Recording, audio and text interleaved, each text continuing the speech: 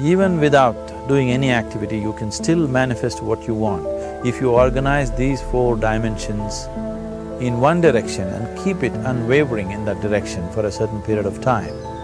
Now he believes Shiva will do it for him and it will happen. So is Shiva going to come and build your house? No, I want you to understand, God will not lift his little finger for you.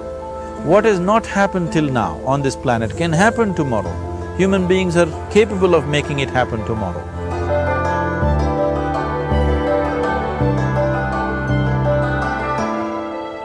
Everything we as human beings have created on this planet was essentially first created in our minds. All that you see, which is human work on this planet, first found expression in the mind, then it got manifested in the outside world.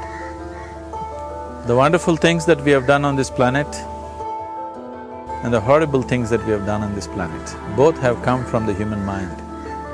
So if we are concerned as to what we create in this world, it's extremely important that first of all we learn to create the right things in our mind, how we keep our minds. If we do not have the power to keep our minds the way we want it, what we create in the world is also going to be very accidental and haphazard. So learning to create our minds the way we want is the basis of creating the world the way we want. There is a wonderful story in the yogic lore.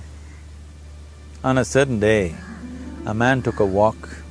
He went for a long walk. Accidentally, unawares, he walked into paradise. Fortunate, isn't he? He just took a walk and he landed up in paradise.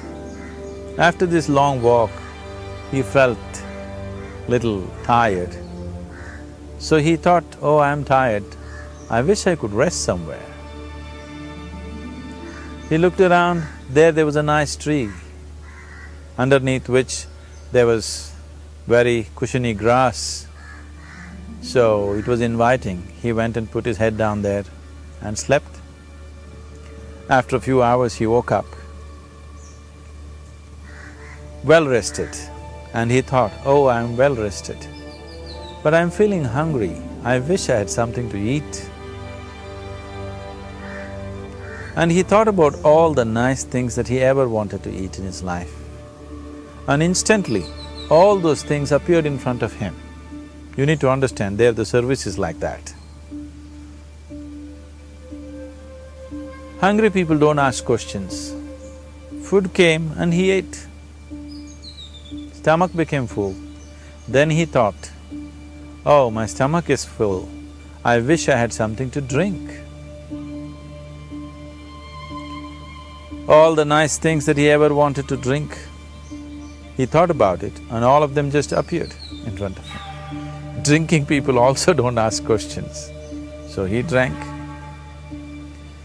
Now with a little bit of alcohol in him, you know Charles Darwin told you, all of you are monkeys, your tail fell away. Not me, Charles Darwin told you that you were all monkeys and your tail fell away and then you became human. Yes, definitely the tail fell away. But the monkey, in yoga, we always refer to an unestablished mind as markata, which means a monkey. Why we are referring to the mind as a monkey is, what are the qualities of a monkey? One thing about a monkey is, it's unnecessary movement. And another thing about the monkey is, if I say you're monkeying somebody, what does it mean? Imitation. Monkey and imitation have become synonymous. So these two essential qualities of a monkey are very much the qualities of an unestablished mind. Unnecessary movement, you don't have to learn it from the monkey, you can teach it to the monkey. And imitation is full-time job of the mind. So when these two qualities are on, a mind is referred to as a monkey. So this monkey became active within him. He just looked around, thought, what the hell is happening here?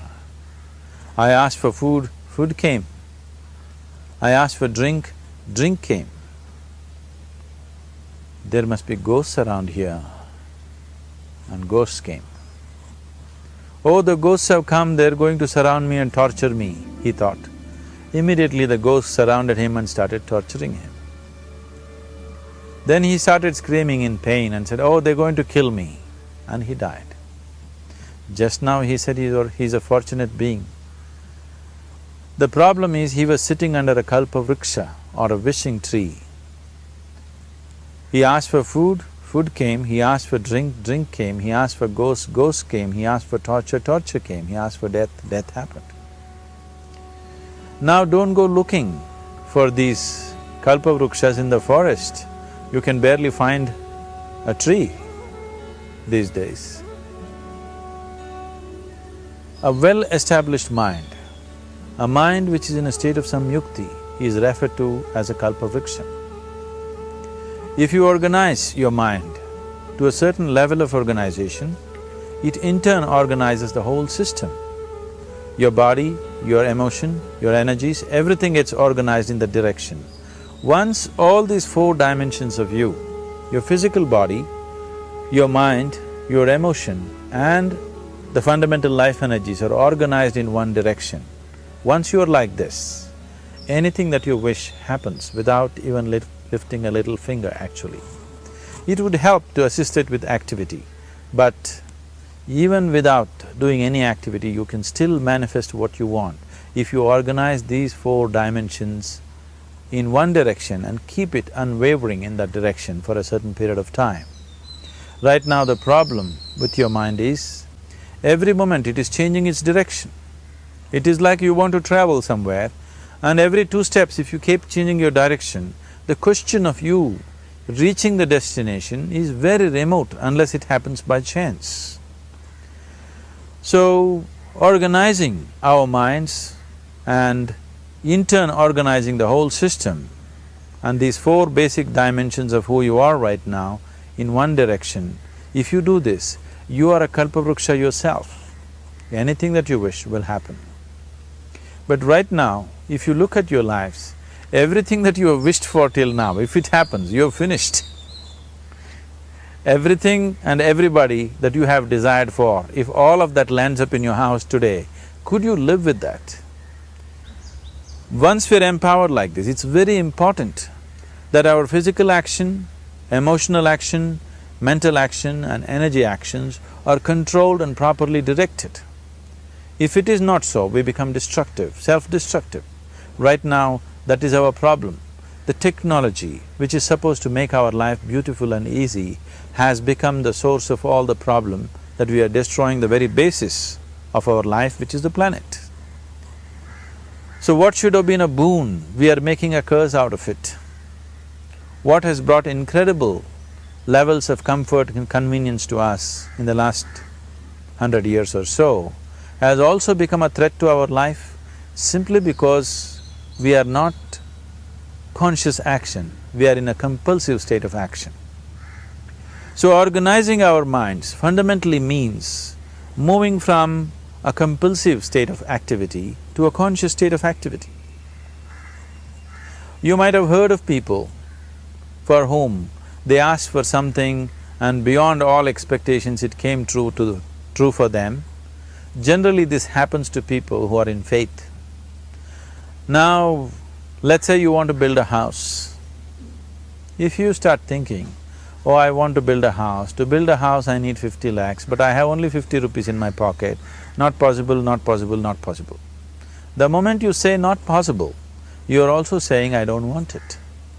So on one level, you're creating a desire that you want something, on another level, you're saying I don't want it.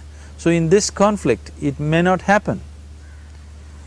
Someone who has some faith in a god or in a temple or whatever, who is simple-minded, faith works only for those people who are simple-minded. Thinking people, people who are too much thinking, for them it never works. A childlike person who has a simple faith in his god or his temple or whatever, he goes to the temple and says, Shiva, I want a house. I don't know how, you must make it for me. Now in his mind there are no negative thoughts. Will it happen? Will it not happen? Is it possible? Is it not possible? These things are completely removed by this simple act of faith. Now he believes Shiva will do it for him and it will happen. So is Shiva going to come and build your house? No, I want you to understand, God will not lift his little finger for you. What you refer to as God is the source of creation. As a creator, he has done a phenomenal job, there's no question about it. Could you think of a better creation than this? Is it in anybody's imagination to think anything better than what is there right now? So as a creator, he has done his job wonderfully well. But if you want life to happen the way you want it, because right now, the very crux of your happiness and your well-being is this, if at all if you're unhappy, the only and only reason why you're unhappy is life is not happening the way you think it should happen. That's all it is. So if life is not happening the way you think it should happen, you're unhappy. If life happens the way you think it should happen, you are happy. It's as simple as that. So if life has to happen the way you think it should happen, first of all, how you think, with how much focus you think, how much stability is there in your thought, and how much reverberance is there in the thought process will determine whether your thought will become a reality or is it just an empty thought. Or how you do not create any impediments for your thought by creating negative thought process. This possible is something possible or not possible, is destroying humanity. What is possible and not possible is not your business, it's nature's business.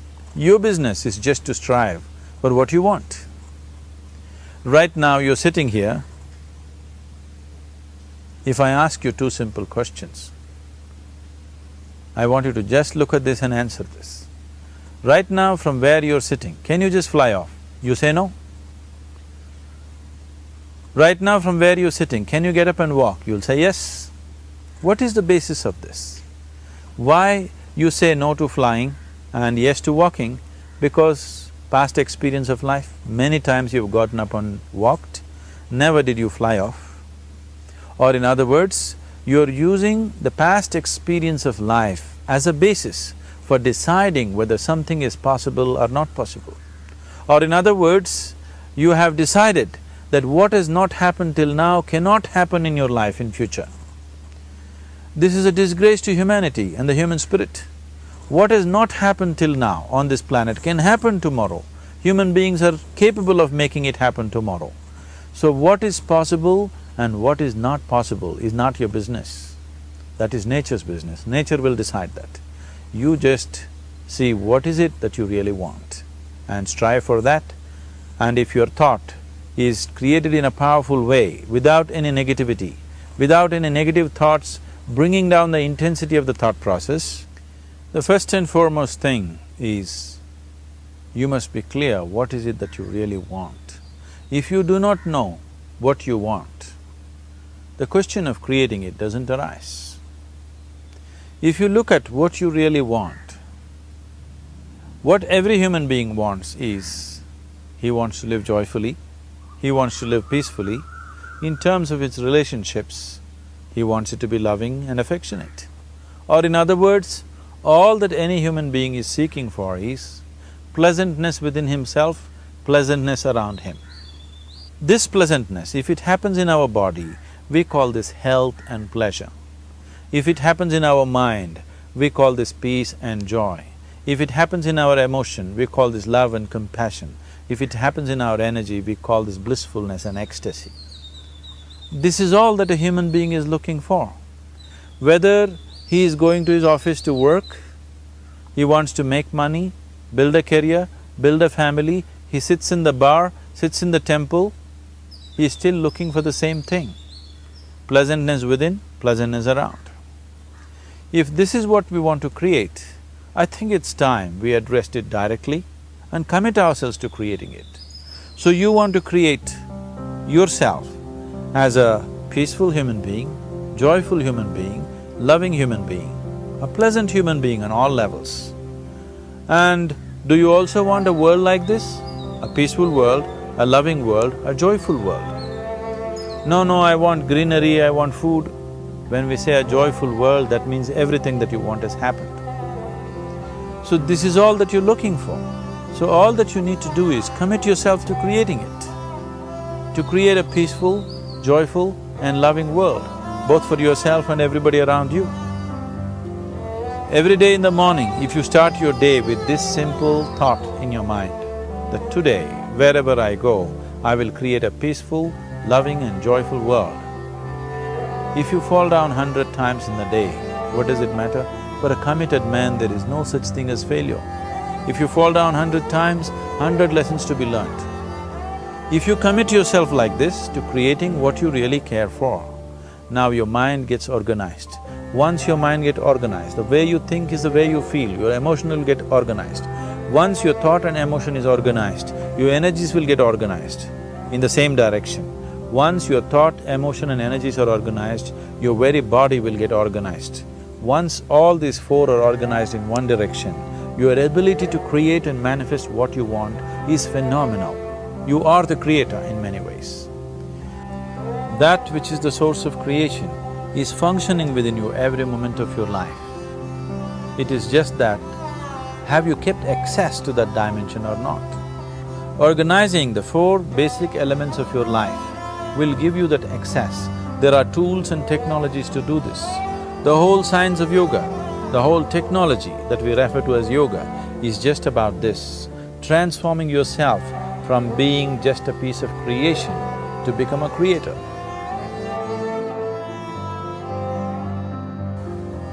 It is my wish and my blessing that every human being in this world should have this access to the source of creation within himself so that he can function here as a creator, not just as a piece of creation.